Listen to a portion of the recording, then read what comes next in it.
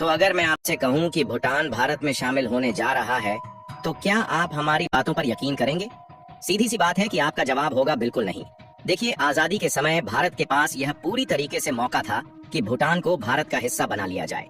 लेकिन वो अलग बात है कि नेहरू जी भारत का हिस्सा बनाने से ज्यादा लुटाने में इंटरेस्टेड थे, तो भला हम क्या ही कर सकते हैं। लेकिन अब फाइनली 70 सालों बाद ऐसी एक्सपेक्टेशन फिर से लगाई जा रही है कि सिक्किम की तरह ही भूटान भी भारत में शामिल हो सकता है। ऐसी एक्सपेक्टेशन इसलिए लगाई जा रही है क्योंकि फिलहाल के समय में भारत और भूटान के रिश्ते काफी ज्यादा बढ़ गए हैं। यहाँ तक कि यह भी बताया जा रहा है कि पिछले 1 या 2 महीने के भीतर ही भूटान के जो प्रधानमंत्री हैं वह दर्जनों बार भारत में आ चुके हैं, जिसमें कई बार अपने बयान में यह बात कह चुके हैं कि भारत ने इन्हें मोल्ड यानी कि ग्रो किया है। तो कभी यह मोदी को अपना बड़ा भाई और मेंटर यानी कि उपदेशक भी बता रहे हैं। इतना ही नहीं, बल्कि भूटान ने चीन के कई प्रस्ताव को ठुकराकर सीधे लात मार दिया है। तो ऐसे में सवाल यह उठता है कि आखिरकार भूटान की भारत के साथ इतनी ज्यादा नजदीकियां क्यों बढ़ रही है? क्या यह वाकई में पॉसिबल है कि भूटान भारत में मर्ज हो जाएगा और भारत का 29वां राज्य बन सकता है?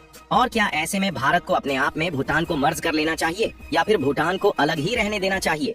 तो आइए पूरी डेवलपमेंट को इस वीडियो में समझते हैं। लेकिन आगे बढ़ने से पहले इस वीडियो को लाइक करके चैनल को सब्सक्राइब जरूर कर लीजिए, क्योंकि यह आपके लिए तो 1 सेकंड का काम है, लेकिन इससे हमारी काफी बड़ी मदद होती है। देखिए, आज हम आपको ले चलेंगे हिमालय की गोद में बसे 2 अद्भुत देशों की यात्रा पर, जो है भारत और भूटान। दरअसल देखा जाए तो भारत और भूटान के संबंध सदियों पुराने हैं। धार्मिक, सांस्कृतिक और आर्थिक स्तर पर दोनों देशों ने एक दूसरे का साथ निभाया है। भूटान में बौद्ध धर्म का प्रसार भारत से ही हुआ और आज भी दोनों देशों के लोग एक दूसरे की परंपराओं का सम्मान करते हैं।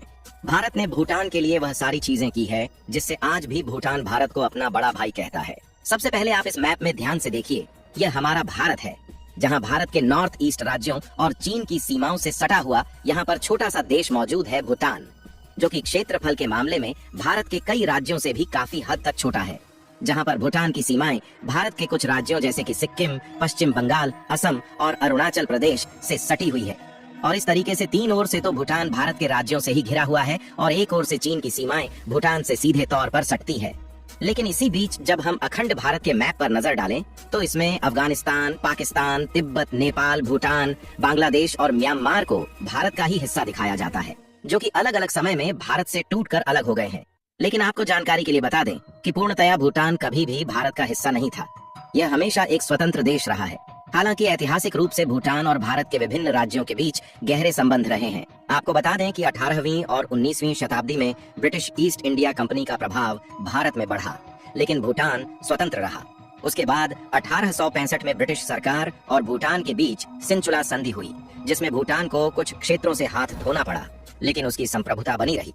उसके बाद 1910 में पुनाखा संधि के तहत भूटान ने अपनी फॉरेन पॉलिसी पर ब्रिटिश कंट्रोल स्वीकार किया, लेकिन आंतरिक मामलों में उसकी स्वतंत्रता फिर भी बनी रही। इसके बाद 1949 में Bharat Bhutan friendship treaty sign हुआ, जिसमें भारत ने भूटान की संप्रभुता को मान्यता दी और उसकी डिफेंस व फॉरेन पॉलिसी में सहयोग देने का वादा किया। अब बात करते हैं सिक्किम की। सिक्किम, जो कभी एक स्वतंत्र राज्य था, यह 1975 में भारत का 22वां राज्य बना।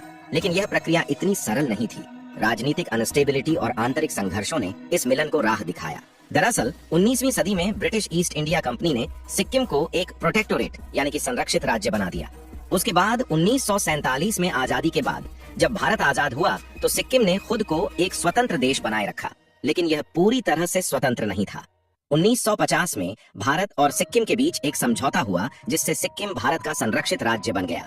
लेकिन फिर भी सिक्किम की सुरक्षा और विदेश नीति भारत के हाथों में आ गई, लेकिन आंतरिक शासन वहां के राजा चोग्याल के पास था।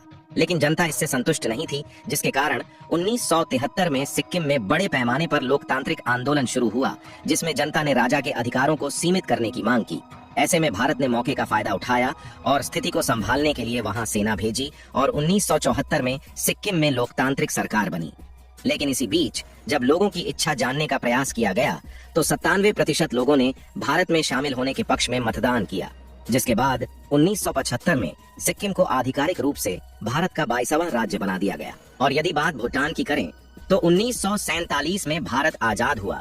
तब ब्रिटिश भारत से जुड़े कई क्षेत्र और पड़ोसी राज्यों का भविष्य तय किया जा रहा था। हालांकि उसके बाद भारत और भूटान के बीच फ्रेंडशिप ट्रीटी पर हस्ताक्षर हुए। इस दौरान कुछ भारतीय अधिकारियों ने सुझाव दिया था कि सिक्किम की तरह भूटान को भी भारत में मिला लिया जाए। लेकिन नेहरू ने इस प्रस्ताव को ठुकरा दिया। इसका एक बहुत बड़ा कारण यह भी था कि उस समय चीन तिब्बत पर कब्जा कर चुका था और अगर भूटान भारत में शामिल होता तो चीन इसे अपनी सीमा पर खतरे के रूप में देखता। उस समय नेहरू शासन में थे और ये भूटान को एक बफर स्टेट के रूप में बनाए रखना चाहते थे।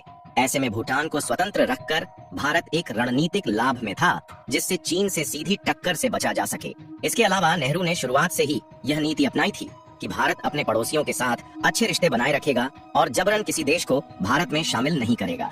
और सिक्किम जैसे यहाँ पर कोई विशेष आंदोलन नहीं हुआ, इसलिए भारत ने भूटान को अपने आप में शामिल नहीं किया और शायद उस समय कूटनीतिक हिसाब से यही भारत के लिए समझदारी थी। लेकिन अब आजादी को 70 से ज्यादा साल बीत चुके हैं और उसके बाद एक बार फिर से सवाल खड़े होने शुरू हो चुके हैं कि क्या भूटान भारत में शामिल हो सकता है, क्योंकि पिछले कुछ महीनों से भूटान की भारत के साथ क्लोजनेस ज्यादा ही बढ़ चुकी है और पिछले महीने तो भूटान के प्रधानमंत्री भारत में दर्जनों बार दौरा भी कर चुके हैं। और आप जानते हैं कि चीन भूटान की पूरी तरीके से खिलाफत करता है और इस पर एग्रेसिव बिहेवियर रखता है। और क्योंकि भूटान एक छोटा सा देश है, इसलिए अगर चीन बहुत ज्यादा एग्रेसिव बिहेवियर रखता है और अगर भारत इनका साथ ना दे तो सीधी सी बात है कि भूटान को चीन अपनी कब्जे में ले सकता है। और यह बात ज्यादा पहले की नहीं बल्कि 2017 की है, जब अगर भारत ने भूटान की मदद ना की होती तो भूटान के कुछ हिस्से को चीन शायद कब्जा चुका होता। यहाँ तक कि भूटान ने तो चीन की इस डील को भी ठुकरा दिया था, जहाँ पर चीन भूटान को नॉर्थ में ज्यादा लैंड देने की बात कर रहा था, लेकिन इसके बदले में भूटान का हिस्सा मांग रहा था। इसीलिए आज के समय में जो ज्यादा ग्लोबलाइज और इकोनॉमिकली एक्टिव हैं, वह चाहते हैं कि भूटान भारत का हिस्सा बने, क्योंकि उन्हें लगता है कि भारत में शामिल होने से लोगों को ज्यादा जॉब अपॉर्चुनिटीज मिलेंगी और इकोनॉमिक डेवलपमेंट ज्यादा होगी। और साथ ही इंडिया का स्टेट बनने से उन्हें भारत की तरफ से वह प्रायोरिटी और सुविधा मिलेगी जो कि आज सिक्किम को मिल रही है। आज सिक्किम एक बहुत ही बढ़िया टूरिस्ट डेस्टिनेशन है जो कि इकोनॉमिकली और इंफ्रास्ट्रक्चर डेवलपमेंट के मामले में काफी आगे है। और इसी तरीके से भूटान के लोग भी चाहते हैं कि उनका देश भी इस राह पर पहुंचे। फिलहाल अभी तक भूटान की तरफ से ऑफिशियली इस तरीके का कुछ भी नहीं कहा गया है, लेकिन चीन के बढ़ते प्रेशर के कारण इस बात का अनुमान है कि भूटान की स्थिति वही बन सकती है जो कि कभी सिक्किम की बनी थी। बाकी आप लोगों की इसके बारे में क्या राय है कि भूटान भारत में शामिल हो सकता है या फिर नहीं? अपनी राय कमेंट में जरूर बताएं और इस वीडियो को एक लाइक करके अपने मित्रों तक शेयर जरूर करें ताकि उन्हें भी जानकारी मिल सके।